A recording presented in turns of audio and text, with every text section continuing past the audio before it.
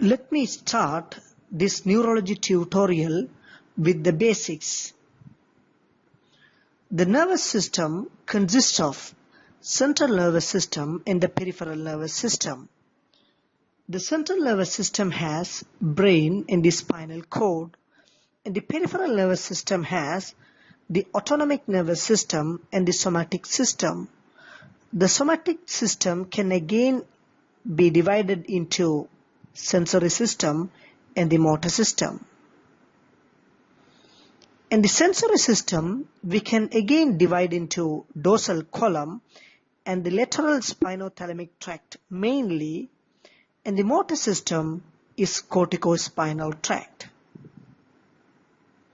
When it comes to the cross-section of the spinal cord, it has its white matter outside and the gray matter inside like a horn. It has two horns, the posterior horn and the anterior horn.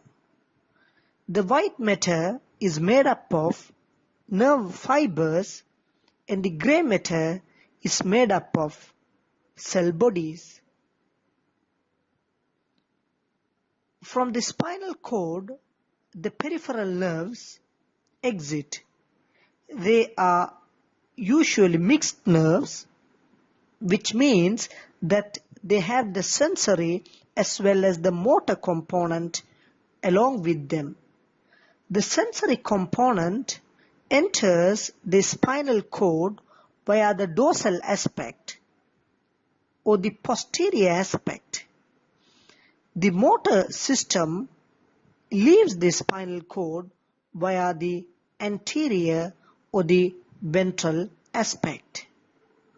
So, to repeat, the sensory fibers enter the spinal cord via the posterior root of the peripheral nerves, and the motor fibers leave via the anterior root of peripheral fibers. This is the nerve cell. It has the cell body and the axon or the nerve fiber. As I told you before, the cell body is located in the gray matter and the nerve fiber or the axon is located in the white matter. Back to the sensory system, it starts from the sensory receptor in the skin and ends in the brain. The system is created by nerve fibers which we call as order neurons. We have so many order neurons, basically three. The first order neuron starts from the sensory receptor in the skin and ends in the dorsal ganglion or cuneate and gracile nuclei that I will tell. The second order neuron starts from the dorsal ganglion or the cuneate or gracile nuclei and ends in the thalamus. The third order neuron starts from the thalamus and ends in the sensory cortex in the brain. The two sensory systems can be illustrated like this. The dorsal column is located in the dorsal aspect of the spinal cord, hence its name. It transmits fine touch, proprioception, two-point discrimination, stereognosis as well as the vibration. The lateral spinothalamic tract is located in the lateral aspect of the spinal cord, hence its name, and it transmits pain and the temperature. When I take the dorsal column and applies this first order neuron, second order neuron and third order neuron to it, so the first order neuron of the dorsal column starts from the sensory receptor. For example, if I take the proprioception, it is the joint.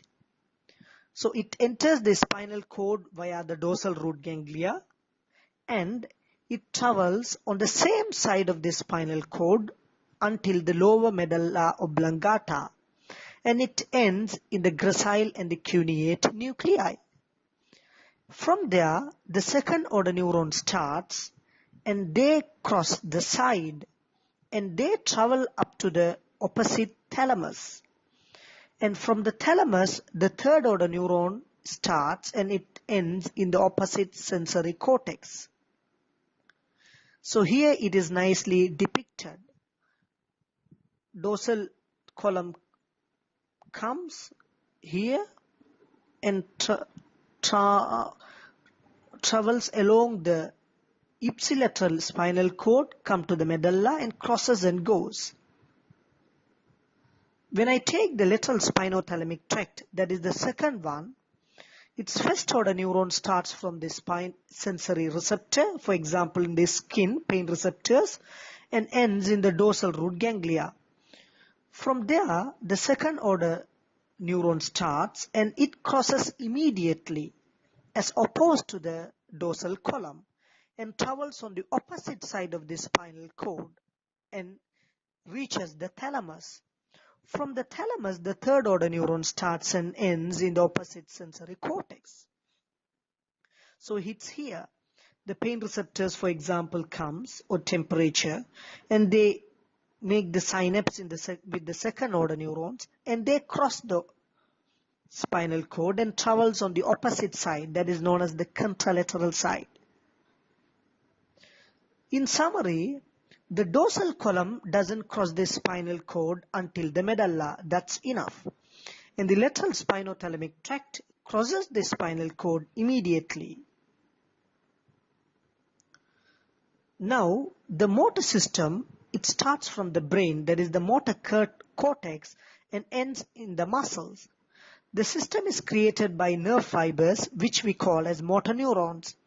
There are two types of motor neurons. One is upper motor neuron, the other is lower motor neurons.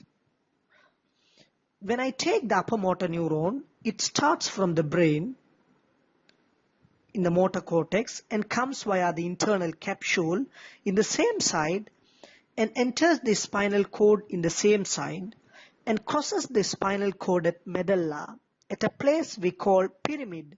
So the other name is pyramidal tract. And it forms the corticospinal tract and it ends by synapsing with the anterior horn cell in the spinal cord. So the upper motor neuron starts from the brain and ends near the anterior horn cell. When I take the lower motor neuron, starts from the anterior horn cell.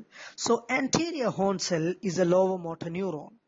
And it comes out of the spinal cord via the anterior root and travel as the peripheral nerve, and it ends by synapsing with muscle at the neuromuscular junction. So summary of the motor system is corticospinal tract crosses the spinal cord at medulla and travels along the opposite side of the spinal cord.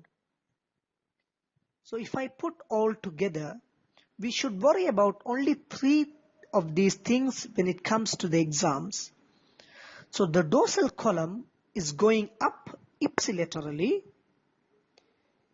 and the lateral spinothalamic tract going up contralaterally and corticospinal tract coming down contralaterally. In the next chapter, we'll study how the disease occurs.